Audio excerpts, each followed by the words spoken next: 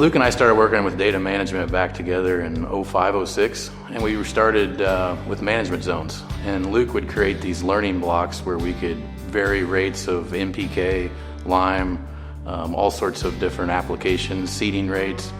And as we started to play around with fertility rates, we wasn't always getting X plus X equals final yield. So started to find holes in just the current, chemistry side of agronomics, and really made us question, hey, there's a lot more going on here. 2013, our farm with my dad and brother, we started using biology, and at that time in 2013, I didn't know what a microbe was, but started to see some results, but varying, and kind of spiked my interest from there.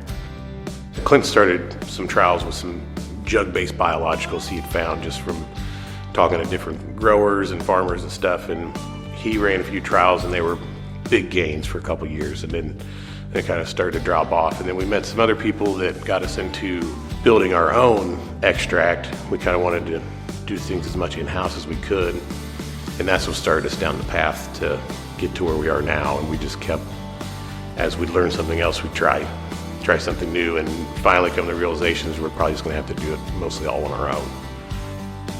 So the process of making the extract is taking our compost as a feedstock. They hold all our microorganisms. We've worked hard to build our profile of more microorganisms in the feedstock, and our process is just in a very efficient form of using water energy and air energy to extract them into water. One thing that makes our product different is we don't have to use anything to stable our product. A complete community of biology is very stable on its own, and that's one thing we've worked hard to accomplish. All growers, what we've found, do a pretty good job of feeding their crop on the front half, but we all do a pretty poor job on the back half, and that's no offense to the grower.